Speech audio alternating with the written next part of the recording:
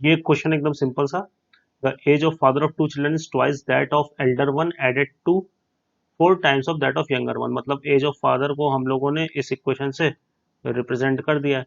उसके बाद जो ब्रदर्स हैं उनकी एज में भी कुछ रिलेशन दे रखे हैं, उनका ज्योमेट्रिक मीन दे रखा है 4√3, तो रूट एक्स वाई है 4√3 तो स्क्वायर हो जाएगा 48, और उनकी एज का हार्मोनिक मीन भी दे रखा है।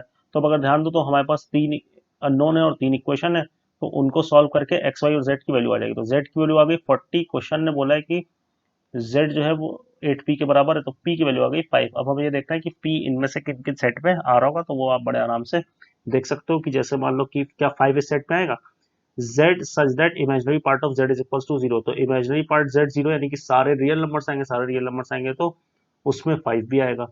4x mod x less than और इक्वल टू 5। अब भाई मॉड x अगर 5 या उससे छोटा है तो इसका मतलब x जो है वो -5 से 5 होगा, और x अगर -5 से 5 होगा तो 4x जो होगा वो -20 से 20 होगा, तो उसमें बीच में जो -20 से 20 हो जाओगे तो बीच में कहीं ना कहीं 5 भी आएगा, तो ये ऑप्शन भी सही हो गया। 12x upon x square plus 1 x is equal to sine theta. ठीक है, तो x is equal to sine theta का मतलब हुआ कि x -1 से 1 है, तो x -1 से 1 में इसकी रेंज निकाल लो, या फिर ऐसे ही बोल सकते हो कि यहाँ तुम -1 रखोगे, ये यहाँ पर इक्वलिटी होगी। ठीक है, तुम यहाँ पर -1 रखोगे तो ये देखो -6 आ रहा है, और तुम यहाँ पर 1 रखोगे तो ये 6 आ रहा है, ये चीज 6 आ रही है ना। तो -6 से 6 के बीच के तो नंबर्स आने ही है, यानी कि तो -6 से 6 के बीच में जो चीज आ रही होगी वो कभी ना कभी 5 भी बनेगी। और अब ऐसे ये वाले ऑप्शन का सोल्यूशन दे रखा है लास्ट वाले का, वो आप देख लेना, और कहीं दिक्कत हो तो आप पूछ सकते हो कमेंट्स में। ठीक है, चलो अब नेक्स्ट क्वेश्चन देखते हैं। देखो इसमें क्या कर रहा है कि the natural numbers are written in sequence, मतलब ऐसे लिखते चले गए 1 2 3 4 5 6 7 8 9 10 11 12 है ना, ऐसे करके सब लिखते चले गए। तो अब हमसे पूछा है कि इस सीक्वेंस में 190th डिजिट कौन सी आएगी, या ये वाली डिजिट कौन सी आएगी, या 2013 कौन सी आएगी। देखो पहले 9 डिजिट में तो 1 2 3 4 9 होंगे, फिर जब 10 लिखोगे तो अब क्या होगा, एक साथ दो दो डिजिट बढ़ने लगेंगे, जैसे 1 2 3 4 5 6 7 8 9 तक तो 9 डिजिट आई, लेकिन अब अगला नेचुरल नंबर का 10, तो नंबर ऑफ डिजिट्स कितनी हो गई 11, फिर 11 जैसे लिखा तो 13, और ऐसे करके डिजिट्स बढ़ती चली जाएंगी। तो 10 से लेकर 99 तक हर नंबर नंबर ऑफ डिजिट्स में 2 का कंट्रीब्यूशन देगा, तो 10 से 99 तक नंबर्स कितने हैं 90, और उनका 2 का कंट्रीब्यूशन कितना हो जाएगा 180। तो यानी कि जब हमने ऐसे करके 1 2 3 4 ऐसे करके नंबर्स लिखते चले जा रहे होंगे, तो जब 99 लिखा होगा तो उस टाइम तक टोटल कितने डिजिट्स आ चुकी होंगी, इन दोनों का सम, यानी कि 189। ठीक, तो फिर 190th में क्या आएगा,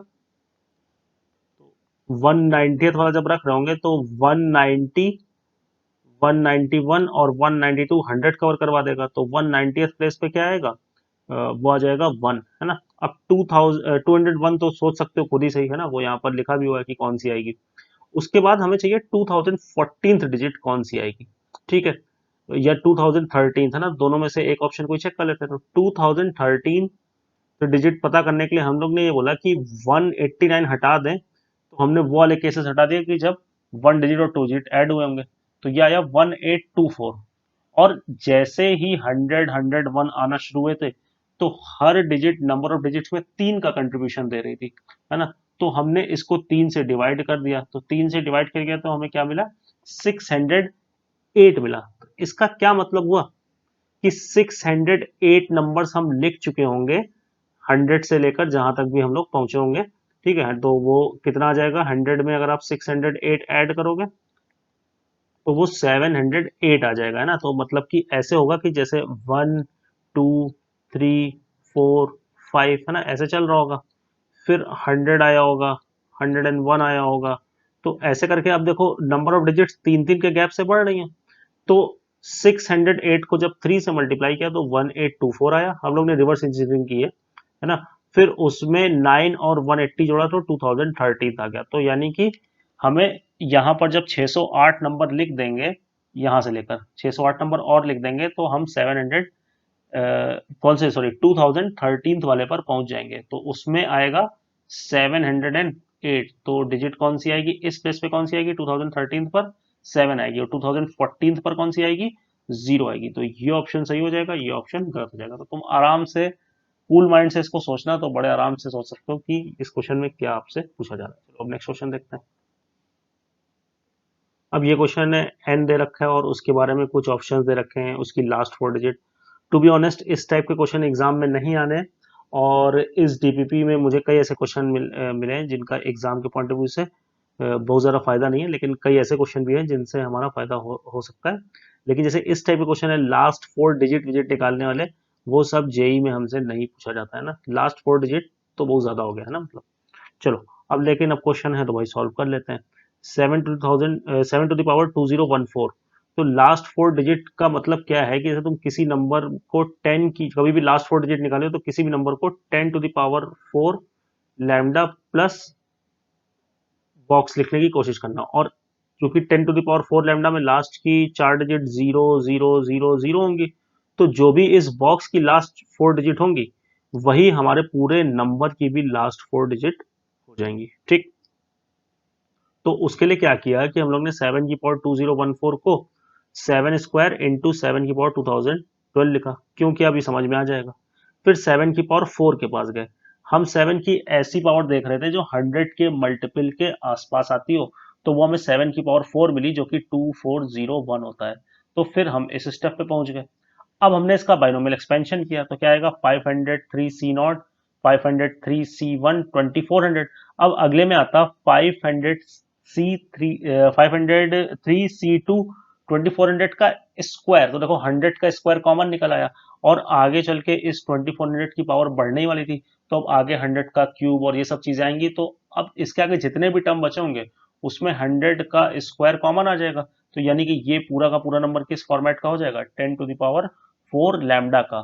तो यानी कि फिर क्या आएगी लास्ट 4 डिजिट, जो इसकी लास्ट 4 डिजिट आ रही होंगी उसको 49 से मल्टीप्लाई करने के बाद जो नंबर आएगा उसकी जो लास्ट 4 डिजिट होंगी वही पूरे नंबर की लास्ट 4 डिजिट होंगी। और वही यहाँ पर इन्होंने किया है। देखो कि इसको सिंप्लीफाई करना पड़ेगा पहले, तो जाहिर सी बात है इतना कैलकुलेशन एग्जाम में करवाना मुश्किल है कि पहले 503 C1 इंटू 2400 निकाल के उसको 1 में ऐड करके 49 से मल्टीप्लाई करेंगे तो अल्टीमेटली ये बनेगा। तो इसमें लास्ट की 4 डिजिट आपको दिख रही होंगी 2849, है ना। तो इसका सम पूछा है, तो 9 और 8 17, 4 21 और 23, तो पहला ऑप्शन सही हो गया। The sum of divisors of n are, तो सम ऑफ डिवाइजर का तो सीधे सीधे फॉर्मूला बन जाएगा। 7 की पावर p के नंबर ऑफ डिवाइजर्स कितने होते हैं, p प्लस 1। तो नंबर ऑफ डिवाइजर्स कितने हो गए, 2014 प्लस 1 2015। तो यहाँ तो 14 दिया तो ये ऑप्शन गलत हो गया। Number of composite divisors are 2013। तो इसके डिवाइजर्स होंगे किस फॉर्मेट के, इसी फॉर्मेट के होंगे, 7 की पावर 0 7 की पावर 1। तो ये दोनों तो प्राइम है, 7 की पावर 0 7 की पावर 1। इनके अलावा जितने आएंगे वो सब क्या आएंगे, कंपोजिट आएंगे। तो 2015 थे, उसमें से ये दो हट गए तो ये हो गया। ठीक, उसके बाद ये देख लेना क्या ऑप्शन बोल रखा है इसमें। इसमें थोड़ा वेक्टर्स का यूज किया गया, तो उसमें बस ये पॉइंट पढ़ लेना तो आपको क्लियर हो जाएगा। किसी भी नॉन जीरो वेक्टर को, मतलब कोई भी दो वेक्टर्स हैं, मतलब कोई भी प्लेन है उसमें दो वेक्टर हैं, तो उनकी प्लेन में किसी भी वेक्टर को लिखने का एक यूनिक तरीका होता है। तो कितने तरीके होते हैं, एक तरीका। यूनिक तरीका मतलब एक तरीका ना। तो ये ऑप्शन पढ़ लेना, वेक्टर्स का है, आपको क्लियर हो जाएगा। चलो नेक्स्ट क्वेश्चन देखते हैं। तो ये क्वेश्चन है, हमें ये दे रखा है कि ये सीक्वेंस ऑफ नंबर्स है, और पहला और दूसरा टर्म दे रखा है, और एक दे रखा है alpha r plus two is equals to alpha r plus 1/2। तो इस 2 को हम लोग ने क्रॉस मल्टीप्लाई किया है और यहाँ पर पहुंच गए। ठीक, उसके बाद क्या किया कि इसको दो पार्ट में स्प्लिट कर दिया, एक को इधर ही रखा और ए आर प्लस 1 को इधर ले आए और दूसरे को इधर भेज दिया। तो ना, तो ये यहाँ से ये इक्वेशन तो क्लियर होगी। अब अल्फा आर प्लस 2 की वैल्यू फिर से यहाँ से सब्सटीट्यूट कर दी, ये वाली जो वैल्यू दी हुई है वो इसकी जगह रख दी और सिंप्लीफाई किया, तो ये एक्सप्रेशन मिल गया, है ना। तो यहाँ से देखो एक रिलेशन बन गया जो कि इन्होंने यहाँ पर लिख भी रखा है। वो क्या है, alpha r plus 2 minus alpha r plus 1 is equals to -1/2 alpha r plus 1 minus alpha r. अब इसी में ये आर की वैल्यू रखते चले गए। अब यहाँ पर क्या है कि यहाँ आर प्लस 2 है, यहाँ आर प्लस 1 है, तो यहाँ पर आर प्लस 1 आएगा और यहाँ पर आर आएगा, है ना। तो मतलब कि यहाँ पर 10 है, यहाँ पर 9 है, तो यहाँ पर 9 और 8 आएगा। और फिर इनमें फिर से वही चीज लगेगी कि यहाँ पर 9 है, यहाँ पर 8 है, तो यहाँ पर 8 और 7 आएगा, है ना। तो वही चीज चलती चली गई। इन्होंने ये रिलेशन आने के बाद सबसे पहले आर को 8 रखा तो ये आया, तो ये इसके बराबर होगा।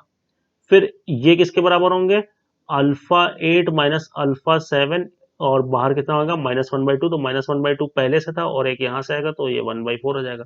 फिर ऐसे ये रिड्यूस होगा तो α7 माइनस α6 -1/2 और एक 1/4 है तो -1/8 होगा। तो ऐसे करके ये एक जीपी बनती चली जाएगी, है ना।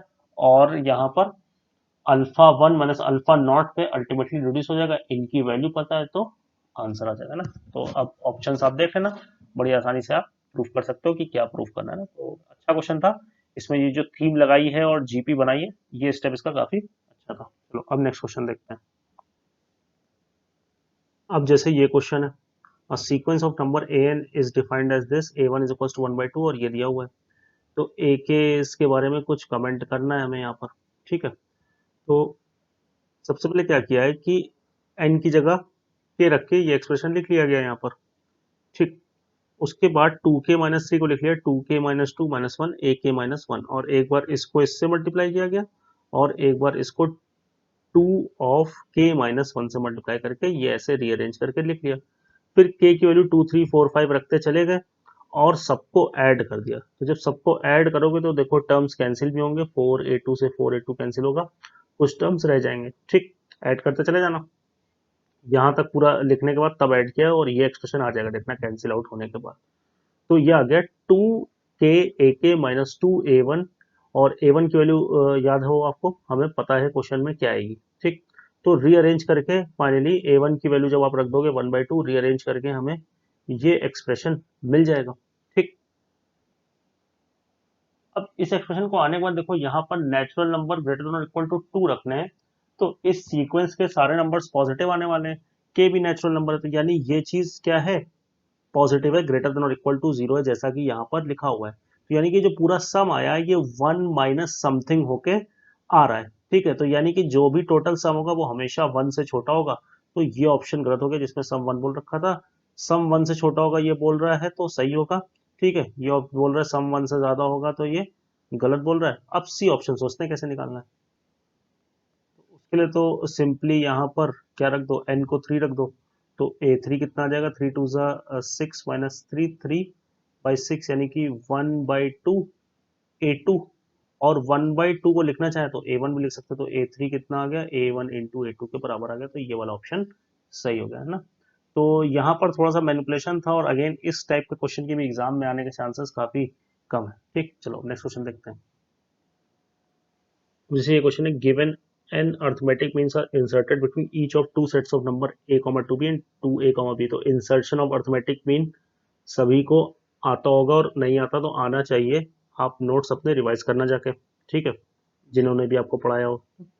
तो अब आप यहाँ पर देखो इन दोनों के बीच में अर्थमेटिक मीन इंसर्ट किया, अगर एमएथ अर्थमेटिक मीन दोनों का बराबर है तो एमएथ अर्थमेटिक मीन इसका निकाला और इसका निकाला, वो ये आ गया और दोनों को इक्वेट कर दिया सिंपली। तो सिंपल क्वेश्चन है तो ये इक्वेशन आ गई, ठीक। इक्वेट करने के बाद, सिंपली इक्वेट करने के बाद ये इक्वेशन आ जाएगी, ठीक। उसके बाद अब पहली चीज तो पूछिए कि ए और बी का रेशियो, तो ए और बी का अगर हम रेशियो देखें तो कितना आ गया, m/n-m+1, ठीक।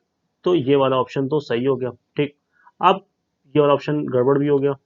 अब ये दोनों ऑप्शन चेक करने हैं, तो ये दोनों ऑप्शन चेक करने के लिए क्या करो कि a/b n चाहिए, तो ऑप्शन को चेक करने के लिए इसको जैसे a/b n चेक करना है तो इसको n कर दो, जैसा कि इन्होंने यहाँ पर किया है।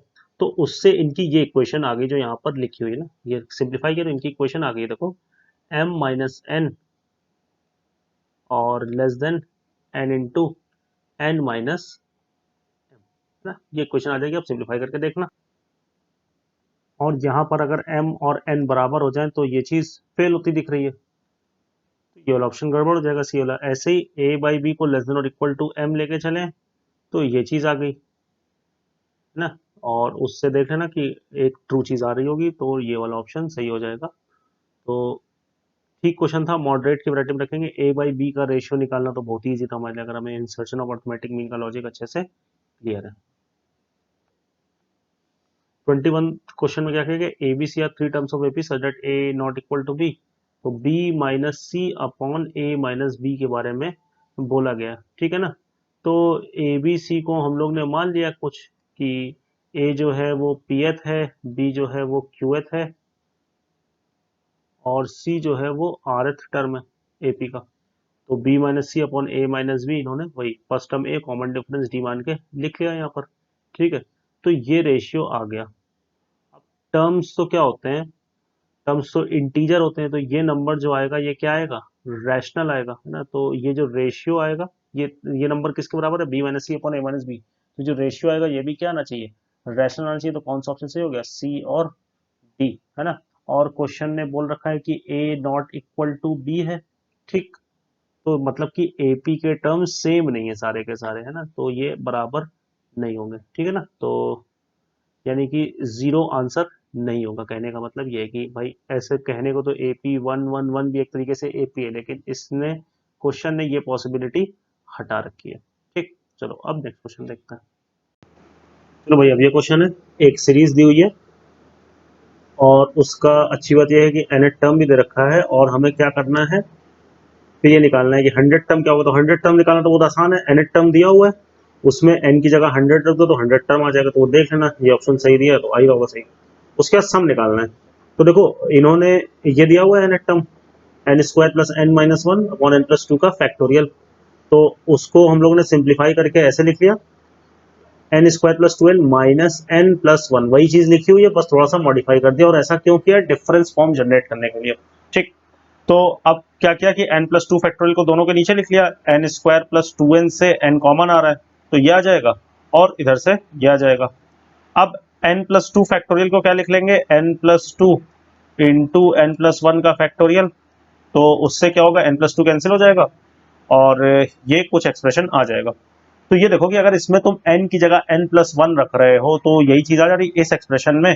इसमें पहले वाले टर्म में अगर तुम इसमें n की जगह n प्लस वन रख रहे हो तो देखो यही आ जा रहा है, आ जा रहा है कि नहीं आ जा रहा है ना। तो यानी कि ये अगर tn है तो ये tn प्लस वन है, तो डिफरेंस फॉर्म जनरेट हो गई।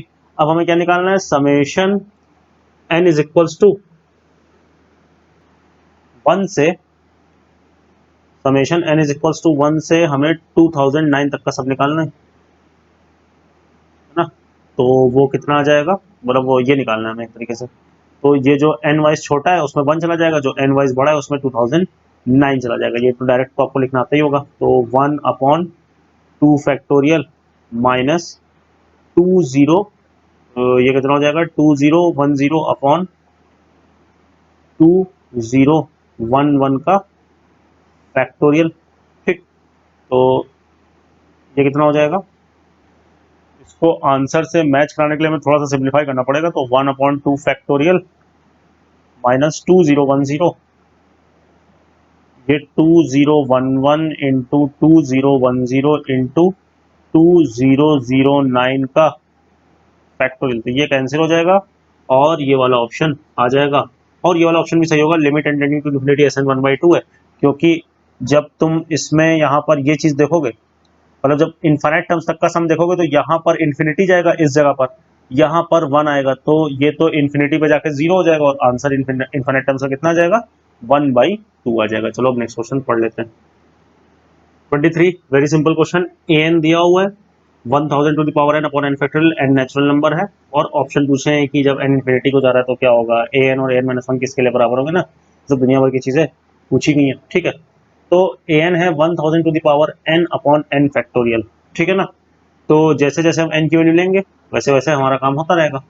तो मतलब टू लोगे तो टू पे रुक जाएगा, थ्री लोगे तो थ्री पे रुक जाएगा। तो जैसे इसको एक्सपैंड करके लिखना हो अगर इस चीज को हमें, तो कुछ ऐसे ही तो आएगा, 1000 upon one, 1000 upon two, 1000 upon 1000, 1000 upon 1000 one, 1000 upon n. तो देखो नीचे आ जाएगा 1000, तो नीचे आ जाएगा एन फैक्टोरियल, ऊपर आ जाएगा 1000 टू द पावर एन।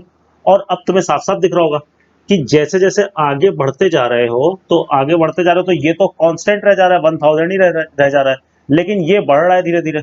तो जब इन्फाइनाइट पे पहुंचोगे तो एन इन्फाइनाइट को जाएगा तो ये तो बहुत ज्यादा हो जाएगा, ये तब भी 1000 होगा। तो 1000 अपॉन इन्फाइनाइट उस केस में कितना हो जाएगा, जीरो हो जाएगा। तो यानी कि n tends to zero when n tends to infinity. ठीक, ये बात बोल दी। फिर ये बोल रहे हैं an is equal to N plus one for exactly one value of n। तो मैंने an और an प्लस वन को बराबर कर दिया, तो 1000 to the power n upon n factorial is equal to 1000 to the power n plus one upon n plus one का factorial. तो n प्लस वन का फैक्टोरियल को हम लोग ने लिख लिया n factorial into n plus one, तो ये और ये कैंसिल हो गए।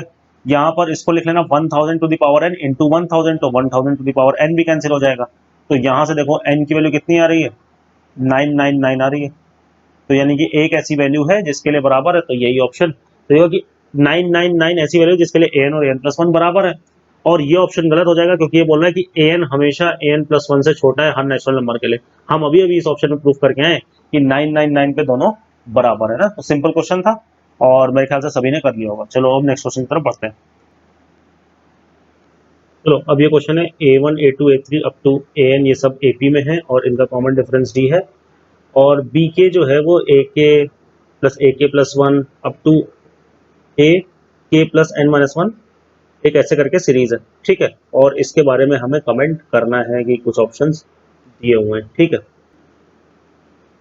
तो ये भी AP में ही होंगे, AK+1, तो टोटल ये कितने टर्म्स है, K से लेकर K+n-1 तक गए। तो एक तरीके से K+0 से K+n-1 तक गए, तो 0 से n-1 तक n टर्म्स हो गए।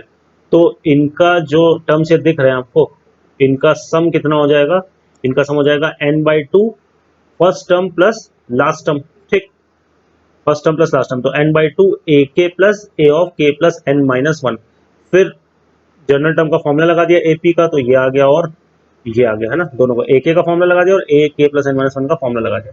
फिर क्या किया हम लोग ने, थोड़ा सा मैनिपुलेट कर दिया, ये n+k-2 को लिख लिया k-1 इंटू n-1, सेम चीज लिखी हुई अभी भी।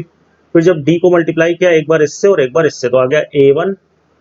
और जब ये d इससे, ये एक A1 फिर से आएगा तो A1। फिर जब d इससे मल्टीप्लाई होगा तो n-1 इंटू डी, डी जब इससे मल्टीप्लाई होगा तो k-1 इंटू डी, और एक k-1 इंटू डी यहाँ पर है, तो 2 टाइम्स k-1 इंटू डी। अब A1 plus n-1 into D क्या होगा, AN होगा। तो अब जब समेशन चलाओगे तुम 0 से n तक k का, तो ये लोग तो कांस्टेंट की तरह ट्रीट होंगे क्योंकि यहाँ पर तो k आ नहीं रहा है। तो जब समेशन n बार चलेगा तो A1 plus A1 plus A1 n बार आ जाएगा, तो ये कितना हो जाएगा, A1 इंटू n हो जाएगा, जैसा कि यहाँ पर दिया हुआ है देखो। और ऐसे ये हो जाएगा n इंटू AN हो जाएगा। और इसमें नॉर्मल समेशन चल जाएगा k-1 वाला, तो समेशन k हो जाएगा n+1/2 और समेशन 1 हो जाएगा n। और उसको सिंप्लीफाई कर लेना, तो जो ऑप्शन आना होगा वो अपने आप आ जाएगा। तो A और C दिए हुए हैं वो सही हो जाएगा ना। तो ये मेरे ख्याल से क्लियर होगा कि बस समेशन जब चलाएंगे तो इनमें तो n-A1 हो जाएगा, ये n-AN हो जाएगा। और इसमें जो सिग्मा k-1 जैसे कैलकुलेट करते हैं वैसे आप कैलकुलेट कर सकते हो, ठीक है कि नहीं।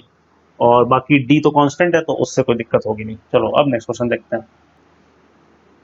ये डबल समेशन का क्वेश्चन है जो कि जेई के सिलेबस में नहीं है डबल समेशन, लेकिन फिर भी यहाँ पर पूछा गया तो थोड़ा बहुत मैं आपको समझा देता हूँ कि सीरीज कैसे बनेगी। बाकी फिर ये जनरल फॉर्मेट बन जाएगा तो वहां से आप खुद से सॉल्व कर सकते हो। तो इसमें देखो ये दिया हुआ है कि i is greater than j and j is greater than और इक्वल टू 0, मतलब j 0 या उससे ज्यादा है और i j से ज्यादा है, ठीक। तो मतलब कि जब j की वैल्यू 0 होगी तो i क्या क्या हो सकता है, i 1 से लेकर n+1 तक कुछ भी हो सकता है, ठीक। क्योंकि ये समेशन जो है ये n+1 तक जा रहा है, ठीक है। तो जब J1 है तो I को J से बड़ा रहना है, तो वो 2 से लेकर n+1 तक कुछ भी हो सकता है। और जब J2 है तो ऐसे 3 से लेकर n+1 तक हो। जब Jn है तो I n+1 हो सकता है क्योंकि I को J से बड़ा होना है। तो वही किया गया है, एक बार J0 रख दो यहाँ पर तो ये NC0 आ जाएगा। और I की वैल्यू पूरी 1 से लेकर n+1 तक दौड़ा दो तो ये जो पहली रो तुम्हें दिख रही होगी वो पहली रो मिल जाएगी, ये वाली, ठीक। ऐसे ही जब 1 रखोगे J को, तो देखो यहाँ पर J को 1 रखा है और फिर I को पूरा 2 से लेकर n+1 तक दौड़ा दिया है ना, जैसे यहाँ पर भी n+1 तक दौड़ा दिया था। तो इन सारी हॉरिजॉन्टल रोज में होगा क्या कि तुम्हारी वो वाली सीरीज बन जाएगी, product of two binomial coefficients वाली सीरीज बन जाएगी। और ये आपको अच्छे से आती होगी, ये आपको क्लास में बताया गया होगा, NC0 इंटू n+1C1। तो इसमें देखो क्या है कि जो लोअर सबस्क्रिप्ट है 1 और 0 इनका डिफरेंस कांस्टेंट चल रहा है। तो इसमें हम लोग क्या करते हैं, जैसे पहली वाली का आंसर निकालने की ट्रिक क्या होती है कि NC0 इंटू ये चल रहा है n+1C1, तो NC0 को लगा दो NCN, ठीक है। और यहाँ पर ये हो जाएगा n+1C1, ठीक है। और फिर दोनों ऊपर वालों को जोड़ दो, दोनों नीचे वालों को जोड़ दो, है ना। तो आ जाएगा 2n+1 CN+1, ठीक।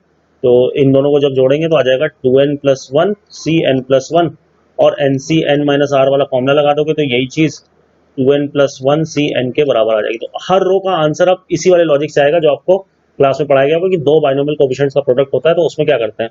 तो पहली रो का सम ये आ जाएगा, दूसरी रो का सम ये आ जाएगा, फिर ऐसे लास्ट रो का सम ये आ जाएगा। अब ये सम ऑफ ऑल बाइनोमियल कोफिशिएंट लिखे हैं तो 2 टू द पावर 2n हो जाएगा ना। तो मैंने ज्यादा एम्फेसिस इस क्वेश्चन पे इसलिए नहीं दिया क्योंकि डबल समेशन जो है उसको आप स्किप कर सकते हो, वो हमारे सिलेबस का पार्ट एज सच नहीं है, उससे क्वेश्चन नहीं पूछा जाएगा है ना। इस तरीके का क्वेश्चन तो बिल्कुल नहीं पूछा जाएगा। चलो अब नेक्स्ट क्वेश्चन देखते हैं। चलो भाई ये क्वेश्चन है 1 प्लस एक्स स्क्वायर की पावर n को ऐसे लिख रखा है, मतलब ये वैल्यू रखते जाओ, देखो ये आ जाएगा A not plus A one X plus A two X square plus A three X cube up to A N X की पावर 2n। और फिर हमें ये चाहिए A are minus N C one into R minus one plus N C two into R minus two. देखो इसमें hint यहाँ से मिलती है कि 1 और आर माइनस वन को जोड़ो तो आर, 2 और आर माइनस टू को जोड़ो तो आर आ रहा है, और यहाँ पर एन सी नॉट अगर मन में सोच लो तो यहाँ भी आर आ रहा है।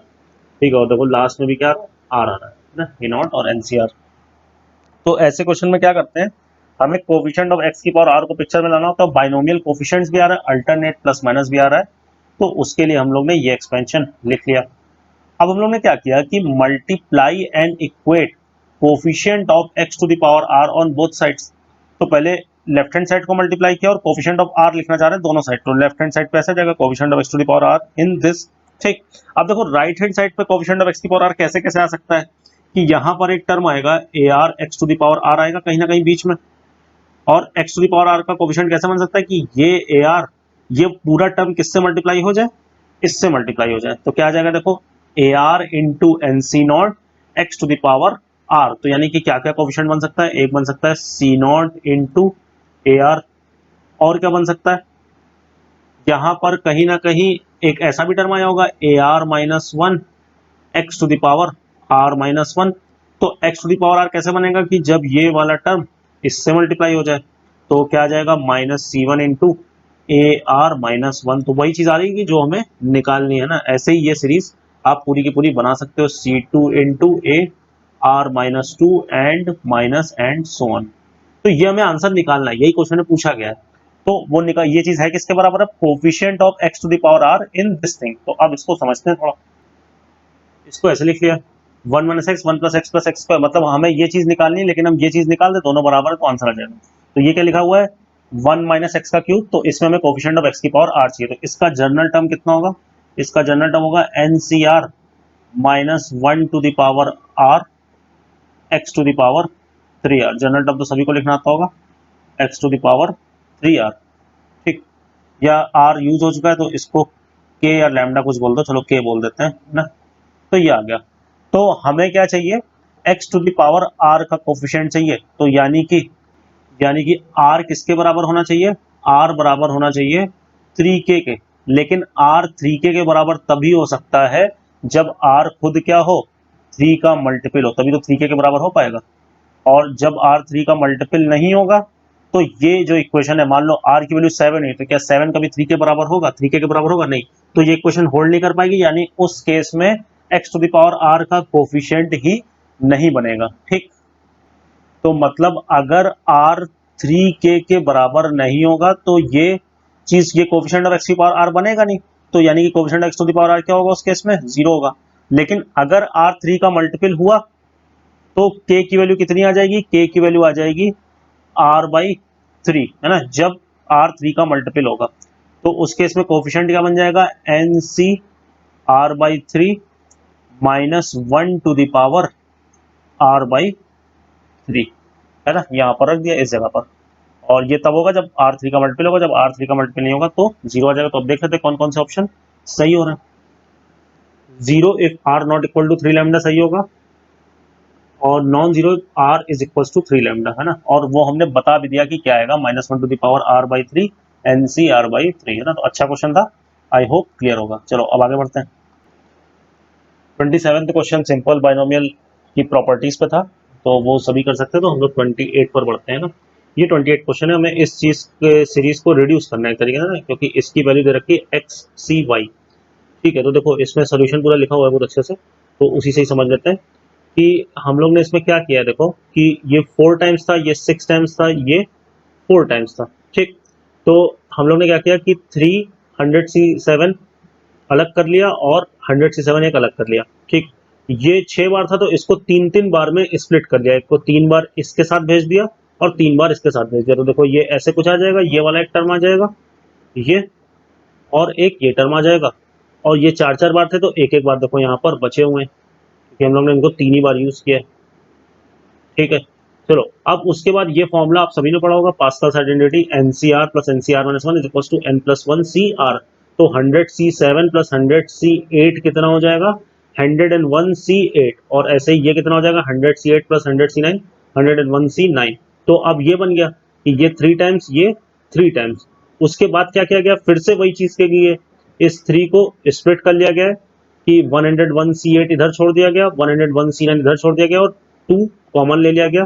अब ये ऐसा क्यों किया कि देखो ये सबसे पहले जो थे बाइनोमियल कोफिशिएंट्स, मतलब कोफिशिएंट जो थे वो 1 4 6 4 1 थे। ठीक है, तो अगर ये ध्यान दो तो ये x प्लस वाई की पावर 4 के बाइनोमियल कोफिशिएंट्स हैं। फिर उसके बाद पहला स्टेप करने के बाद बाइनोमियल कोफिशिएंट्स क्या बने, 1 3 3 1। ये किसके बाइनोमियल कोफिशिएंट है, x प्लस वाई की पावर 3 के। तो अब हम क्या चाहेंगे कि अब बाइनोमियल कोफिशिएंट्स क्या बने, x प्लस वाई के स्क्वायर के, तो जो होते हैं 1 2 1। तो इसीलिए ये 2 यहाँ पर किया गया। तो एक अलग कर लिया इधर, एक अलग कर लिया इधर। 101C8 प्लस 101C9 कितना हो गया, 102C9। ठीक है, ये आ गया। अब इसको दो अलग अलग पार्ट में स्प्लिट कर लो। बात के जो इन्होंने स्टेप स्किप किए वो मैंने यहाँ पर लिख दिया कि ये 2 बार था तो इसको भी 2 बार स्प्लिट करके लिख दिया। फिर 102C8 102C9 पास्कल आइडेंटिटी लग के ये हो गया। ऐसे ही ये दोनों मिलके ये हो गया। अब इन दोनों में भी पास्कल आइडेंटिटी लगी, 103C9 103C10, तो कितना हो जाएगा 104C10। अगेन इस आइडेंटिटी को यूज कर लिया। तो अच्छा क्वेश्चन था, इस टाइप के क्वेश्चन आप याद रख सकते हैं क्योंकि ऐसा क्वेश्चन एग्जाम में आ सकता है ना। तो मैं उन्हीं क्वेश्चन पे ज्यादा एम्फेसिस दे रहा हूँ जो एग्जाम में मुझे लग रहा है कि आने लायक है। ठीक, चलो अब नेक्स्ट क्वेश्चन देखते हैं। तो अब ये क्वेश्चन है, ये सीक्वेंस दे रखा है तो इसमें मैक्सिमम पावर 60 तक जा रही है और इसमें फिर ये पूछा गया है, इसका मतलब क्या है कि ऑड वाले कोफिशिएंट्स का सम, मतलब कि 1 रखोगे तो कितना आ जाएगा a1, तो a1 plus a3 plus a5 up to a59। इसमें इवन वालों का सम पूछा गया है तो सभी को पता होगा ऐसे क्वेश्चन कैसे करते हैं, a0 plus a1 and so on. ठीक, ये सब चीजें पूछी गई हैं। तो एक बार हम लोग ने x1 रख दिया, एक बार x माइनस वन रख दिया। तो जब दोनों को सब्ट्रैक्ट करोगे तो ये इवन वाले कैंसिल हो जाएंगे, ऑड वाले 2 बार आ जाएंगे, लेकिन इधर 0 आ जाएगा तो सारे ऑड वालों का सम कितना आ जाएगा, 0 आ जाएगा। जब दोनों को ऐड करेंगे तो ऑड वाले कैंसिल हो जाएंगे, इवन वाले 2 बार आ जाएंगे जैसा कि यहाँ पर लिखा हुआ है। लेकिन यहाँ पर देखो समेशन 1 से चला है तो हमें a0 नहीं चाहिए, हमें क्या चाहिए, a2 plus a4 up to a60। ठीक है, और अच्छा ऐड करके दूसरी साइड से कितना आएगा, 2 इंटू 4 की पावर 20। ये 2 से 2 कैंसिल हो जाएगा। ए नॉट की वैल्यू कैसे आ सकती है, यहाँ पर तुम x की वैल्यू कितनी रख दो, 0 रख दो जैसा कि मैंने यहाँ पर रखा है। तो ए नॉट कितना आ जाएगा, 2 टू द पावर 20। तो ए नॉट उधर जाके सब्ट्रैक्ट होगा तो 4 to the power 20 minus 2 to the power 20। A naught के लिए ये ऑप्शन करें तो ए नॉट कितना आ रहा है, 2 टू द पावर 20 आ रहा है। A59 निकालने के लिए देखो क्या करना है तुम्हें, A59 निकालने के लिए फर्स्ट में x की जगह 1/x रख दो, जो मैंने शुरुआत में एक्सपेंशन लिखा था। सिंप्लीफाई कर लो तो ये आ जाएगा x की जगह 1/x रखने से। ठीक, अब बस क्या करना, A59 चाहिए तो आप क्या करना कि डिफरेंशिएट करना दोनों साइड। डिफरेंशिएट करोगे तो A60 गायब हो जाएगा और यहाँ पर A59 x का डिफरेंशिएशन A59 हो जाएगा। तो एक बार इस पूरे एक्सप्रेशन को डिफरेंशिएट करो और x की वैल्यू 0 रख दो तो तुम्हें क्या मिल जाएगा, A59 बड़ी आसानी से मिल जाएगा। आई होप ये क्लियर होगा। चलो अब नेक्स्ट क्वेश्चन देखते हैं। चलो ये क्वेश्चन है कि इसका एक्सपेंशन को जैसे लिखा है, देखो इसमें हाईएस्ट पावर कितनी आएगी, x की n+4 आएगी, क्योंकि यहाँ पर x की पावर 4 आएगा और यहाँ पर x की पावर n आएगा, तो हाईएस्ट पावर n की पावर 4 आएगी। तो इसको कुछ इस तरीके से लिख लिया गया है और फिर बोला गया कि a1 a2 a3 जो है वो अर्थमेटिक प्रोग्रेशन में है, तो n की क्या क्या वैल्यू पॉसिबल है। देखो a1 क्या है, यहाँ पर a1 है x की पावर 1 का कोफिशिएंट, a2 है x स्क्वायर का और a3 है x क्यूब का। तो हम लोग क्या ऑब्जर्व करेंगे कि कैसे कैसे बन सकता है, क्योंकि इधर इनको मल्टीप्लाई करके देख के ये आया है तो इसको ओपन कर लिया, 1 plus X to the power 4 plus 2x square और 1 plus X to the power n को भी ओपन कर लिया। अब a1 यानी कि x की पावर 1 का कोफिशिएंट कैसे बनेगा, x की पावर 1 का कोफिशिएंट ऐसे बनेगा जब ये nc1 इस कांस्टेंट से मल्टीप्लाई होगा, और तो कोई तरीका है नहीं। तो a1 हो गया nc1। a2 यानी कि x स्क्वायर का कोफिशिएंट कैसे बन सकता है कि जब ये एक्स स्क्वायर वाला टर्म यानी कि nc2 एक्स स्क्वायर वाला टर्म किससे मल्टीप्लाई हो जाए, इससे मल्टीप्लाई हो जाए, या फिर ये 2x स्क्वायर किससे मल्टीप्लाई हो जाए, nc0 से। तो देखो यही चीज लिखी हुई है। और फिर x की पावर 3 का कोफिशिएंट कैसे बन सकता है, तो x की पावर 3 का कोफिशिएंट ऐसे बन सकता है कि ये nc3 इस 1 से मल्टीप्लाई हो जाए, तो NC3 इंटू 1, और दूसरा कैसे बन सकता है कि ये NC1 इस 2 से मल्टीप्लाई हो जाए तो ये आ जाएगा। अब कुछ नहीं करना, अब सिंपल कैलकुलेशन है क्वेश्चन में। अब आपको क्या कर देना है, 2A2 is equals to A1 plus A3, क्योंकि AP में दिए हुए हैं, तो उससे ये इक्वेशन आ जाएगी जो यहाँ पर लिखी हुई है, और ये इक्वेशन को सॉल्व कर लेंगे तो n की वैल्यू आ जाएगी 2, 3 और 4। और जाहिर सी बात है कि यहाँ पर तो N2 हो नहीं सकता, तो N2 के लिए आपको अलग से चेक करना पड़ेगा, तो N2 रख के देख लेना, बड़ी आसानी से आ जाएगा।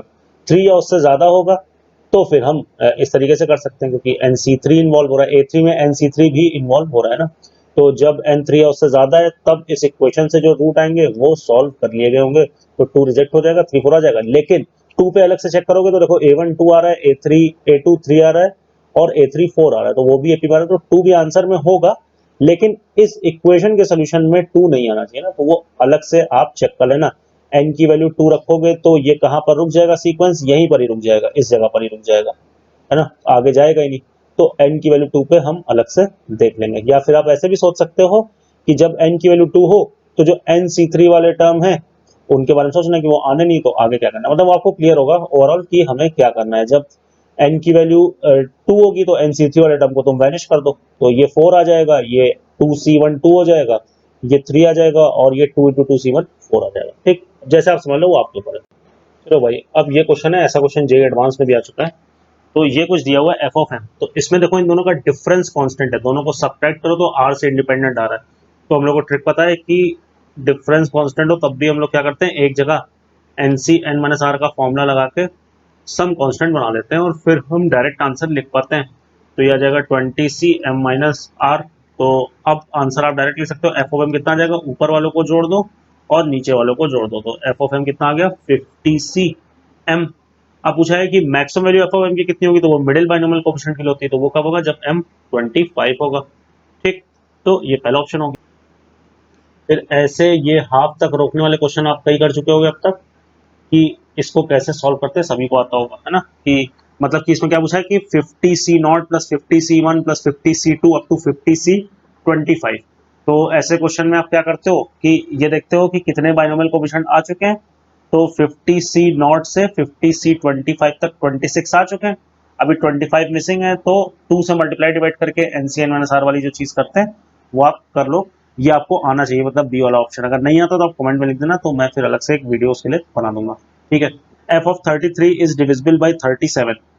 तो f(33) यानी 50C33, तो वो 50C17 हो जाएगा, तो उसको इस तरीके से इन लोग ने लिख लिया है। अब ये चीज 50C17 इंटीजर ही आना है, और इसमें कहीं ना कहीं 37 आ रहा है, और वो 37 नीचे से कैंसिल नहीं होने वाला, क्योंकि नीचे 17 फैक्टोरियल तक के नंबर है और 37 प्राइम नंबर है, तो कहीं ना कहीं ये 17 तो छूटेगा ही छूटेगा, ये कहीं से कैंसिल नहीं होगा, और ये पूरी चीज इंटीजर भी आनी, तो यानी कि ये मल्टीपल ऑफ 37 होगा, ये ऑप्शन सही हो गया। ठीक है, ये लास्ट वाला ऑप्शन सेम वैसे ही जैसे क्वेश्चन है, summation m is equals to 0 से 50 और fm का स्क्वायर यानी कि 50cm इंटू 50cm। तो इसमें भी देखो नीचे वालों का डिफरेंस कांस्टेंट, तो हम लोग क्या करते हैं, एक जगह फॉर्मूला लगा देते हैं, तो क्या जाएगा 50c 50 minus m into 50cm, और फिर क्या करते हैं, ऊपर वालों को जोड़ देते हैं और नीचे वालों को जोड़ देते हैं, तो 100c 50 आ जाएगा, तो ये ऑप्शन भी सही हो गया। चलो नेक्स्ट क्वेश्चन देखते हैं। इस क्वेश्चन के लिए ये फॉर्मूला याद रखना, के सी के प्लस के plus one C K plus के प्लस टू सी के up to N C K equals to N plus one C K plus one.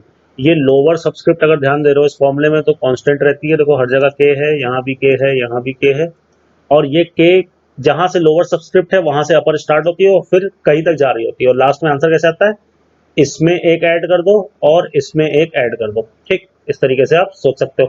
चलो, अब यहाँ पर क्या है, 50C1 15C1 16C2 17C3, NC या R is equals to NC(n-r) होता है, ये हम सभी को पता है होपफुली।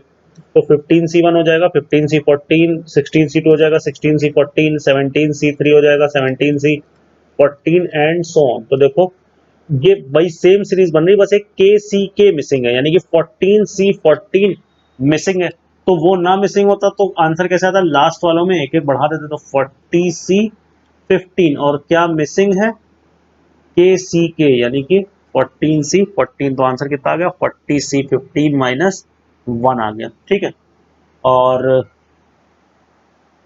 ए सही है तो डी भी सही है। 40C 15 और 40C 25 बराबर होंगे। इसमें भी सेम लॉजिक लगा इस वाले ऑप्शन को लाने के लिए। 25C1 को लिख लो 25C 24, ऐसे ही 26C 24, ऐसे ये चलता रहेगा और लास्ट में हो जाएगा 39C 24। सेम वही फॉर्मूला लग रहा है, एक टर्म अभी भी मिसिंग है, कौन सा 24C 24। तो आंसर कितना आ जाएगा 40C 25 माइनस 24C 24, जिसकी वैल्यू कितनी हो जाएगी 1। तो ये वाला ऑप्शन देखो सेम ही चीज आ गई, 40C 15 और 40C 25 बराबर होंगे तो सेम ही ऑप्शन आ गया, तो ये ऑप्शन भी सही हो गया। चलो अब नेक्स्ट क्वेश्चन देखते हैं। तो ये फॉर्मूला बाकी याद रखना ना, जो आपको यहाँ पर मैंने लिख के दिया है। चलो क्वेश्चन नंबर 33 में आपको सेम वही लॉजिक लगाना है जो मैंने बहुत अच्छे से आपको एक्सप्लेन किया है क्वेश्चन नंबर 5 में। सेम वही लॉजिक लगाना और पक्की बात है आंसर आ जाएगा। ठीक है, चलो अब नेक्स्ट देखते हैं। अब देखो ये क्वेश्चन है, for natural numbers m, n, ये आपको दिया हुआ है 1 minus Y to the power m 1 plus Y to the power n का एक्सपेंशन कुछ ऐसे आ रहा है। ठीक, और a1 और a2 यानी कि y और y स्क्वायर का कोएफिशिएंट दे रखा है कि क्या आ रहा है, दोनों ही 10 आ रहा है, तो क्या क्या चीजें हो सकती हैं। तो हम लोग ने क्या किया कि इन दोनों का जनरल टर्म लिख लिया। तो इसका क्या होगा mcr1 माइनस वाई की पावर r1 और इसका होगा mcr2 वाई की पावर r2। तो ये आ गया अल्टीमेटली ऐसा कुछ, है ना। अब a1 के लिए यानी a1 क्या है y की पावर 1 का कोएफिशिएंट, तो a1 के लिए क्या होगा r1 प्लस r2 y की पावर 1 का कोएफिशिएंट है, तो r1 प्लस r2 क्या होगा 1 होगा। तो कैसे कैसे हो सकता है, ये 0 हो जाए, ये 1 हो जाए, या फिर ये 1 हो जाए, ये 0 हो जाए। तो यानी कि a1 की वैल्यू निकालने के लिए आप ये कॉम्बिनेशन यहाँ पर रख दो। a1 10 है और इस कॉम्बिनेशन को r1 को एक बार 0 रखो तो mc0, है ना, हम पूरा लिख लेते हैं।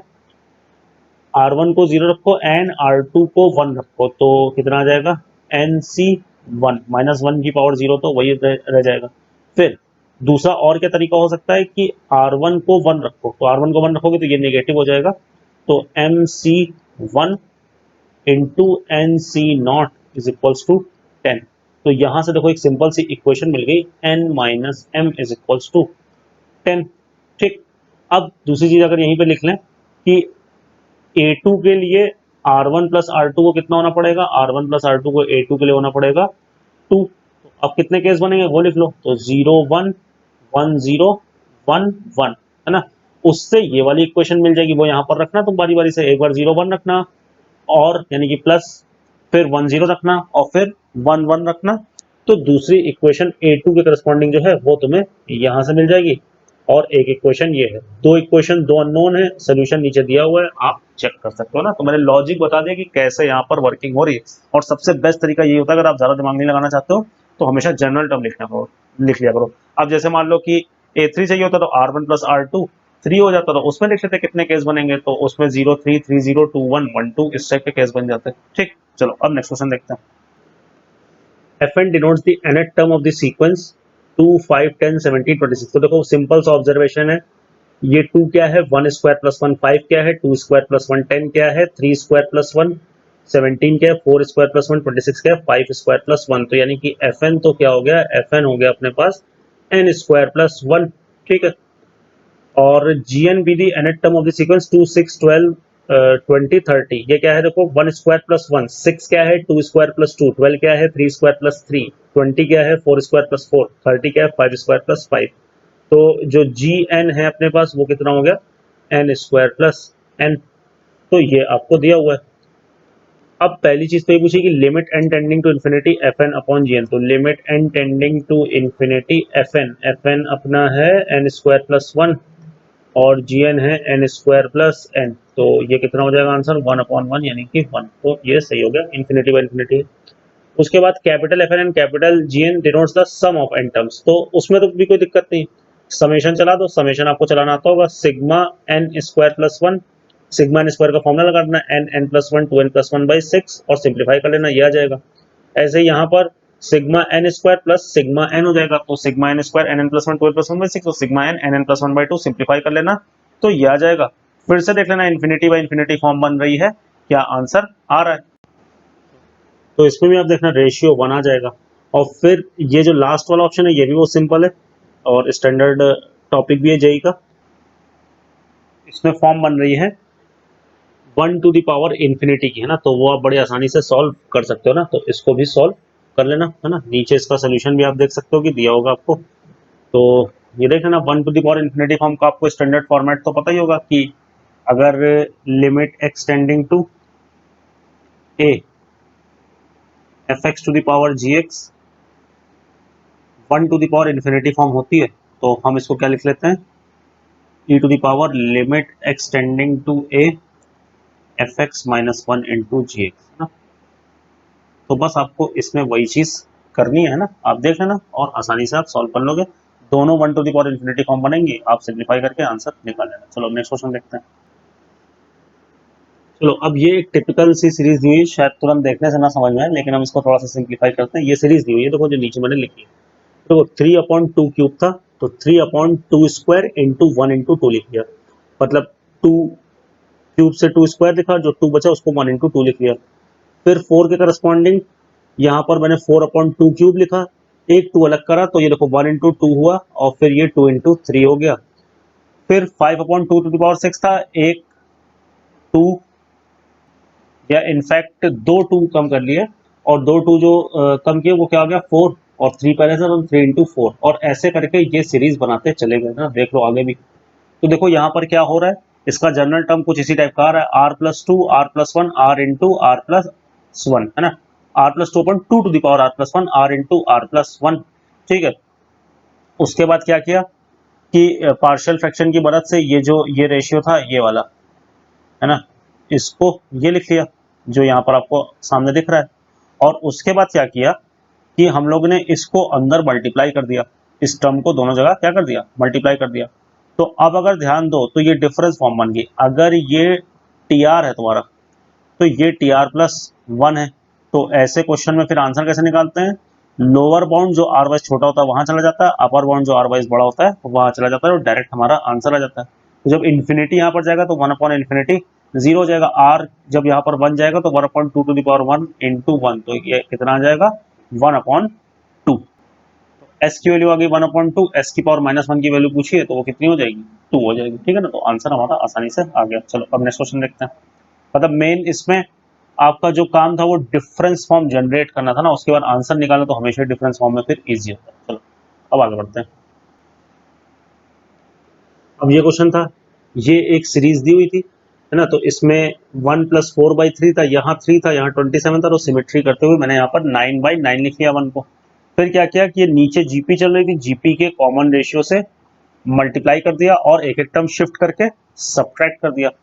तो ये सीरीज आ गई s minus S by three equals to 1+3/3 plus 5/9 plus 7/27 and so on. तो देखो 1 3 5 7 चल रहा है, ठीक है, और यहाँ पर 3 5, तो यहाँ पर 1 3 9 27। तो ये अब कौन सी सीरीज लिखी हुई है, ये सीरीज लिखी हुई है AGP यानी अर्थमेटिको ज्योमेट्रिक सीरीज, ठीक। फिर वैसे तो AGP कैसे सॉल्व होता है सभी को पता होगा, लेकिन फिर भी मैंने सॉल्व कर दिए। ये AGP आ गई। उसके बाद AGP में जो नॉर्मली किया जाता है, हम लोग क्या करते हैं कि जो भी GP का कॉमन रेशियो होता है उससे मल्टीप्लाई करके एक एक टर्म शिफ्ट करके लिखते हैं। तो इसको 1/3 से मल्टीप्लाई करके एक एक टर्म शिफ्ट करके लिखा, सब्ट्रैक्ट किया, सिंपल सी GP बन गई, सिंप्लीफाई किया तो ये S आ गया ना। वो आप कैलकुलेशन के स्टेप देख सकते हो। तो इसका ग्रेटेस्ट इंटीजर पूछा गया था, तो ये 4.5 आ रहा है, तो इसका ग्रेटेस्ट इंटीजर कितना आ जाएगा 4 आ जाएगा। तो इसमें 2 बार हमें वही काम करना पड़ा कि कॉमन रेशियो से मल्टीप्लाई करके एक एक टर्म शिफ्ट करके लिखना पड़ा, है ना। उसके बाद तो क्वेश्चन सिंपल हो जाता है। चलो अब लास्ट क्वेश्चन देखते हैं। ये क्वेश्चन है, हमें ये समेशन निकालना है। ये 5 टू द पावर n मैंने बाहर लिख लिया है क्योंकि इसको एकदम लास्ट में यूज करना होगा जब लिमिट लगा रहे होंगे। पहले समेशन t का है, फिर r का है, फिर फाइनली फिर 5 टू द पावर n का इस्तेमाल है। तो देखो सबसे पहला समेशन जो t पे चल रहा है, तो यहाँ पर इस वाले टर्म में तो कहीं t है नहीं, तो इसको मैंने समेशन के बाहर निकाल लिया, ठीक। अब ये क्या लिखा हुआ है, t इज इक्वल्स टू 0 से r-1, ठीक है, RCT 3 to the power t। तो ये basically 1+3 to the power r का क्या लिखा हुआ है, जनरल टर्म लिखा हुआ है, लेकिन ये r-1 पे रुक जा रहा है, इसमें लास्ट वाला टर्म नहीं आएगा। तो इस जनरल टर्म का हम लोग ने लास्ट टर्म सब्ट्रैक्ट कर दिया, क्योंकि जो हमने पूरा एक्सपेंशन लिख दिया तो वो एक्स्ट्रा आ गया होगा, RCR 3 to the power r। तो ये कितना हो जाएगा 4 to the power R minus 3 to the power R. ठीक, अब इसको आगे सिंप्लीफाई करें। अब अगला समेशन आर पे चलना है और यहाँ पर एनसीआर है, तो ये दोनों से मल्टीप्लाई हो गया, तो यहाँ पर ये आ गया और यहाँ पर ये आ गया। अब ये भी NCR 4 to the power R, ये किसका जनरल टर्म लिखा हुआ है, 1 plus 4 to the power N का जनरल टर्म लिखा हुआ है NCR 4 to the power R, लेकिन यहाँ समेशन 1 से स्टार्ट हो रहा है, तो N C naught 4 to the power 0 missing था, तो N C naught 4 to the power 0 की वैल्यू कितनी होगी, 1 होगी। N C naught 4 to the power 0 की वैल्यू कितनी होगी, 1, तो वो 1 सब्ट्रैक्ट कर दिया। सेम लॉजिक से ये 1 plus 3 to the power N का लिखा हुआ था जनरल टर्म, और एक टर्म मिसिंग था, तो वो सब्ट्रैक्ट कर दिया। तो सिंप्लीफाई करके अल्टीमेटली ये आ गया। अब 5 टू द पावर एन को इन्वॉल्व कर लिया, तो इसको दोनों के नीचे लिख लिया 5 टू द पावर एन को, तो 1 minus 4 to the power 5, 4/5 to the power N, क्योंकि ये रेशियो 1 से कम है, पावर इन्फिनिटी को जा रही, तो ये 0 हो जाएगा, तो आंसर कितना आ जाएगा, 1 आ जाएगा। ठीक, तो ये हमारे DBP 4 के सारे सॉल्यूशंस हो गए। Thank you very much.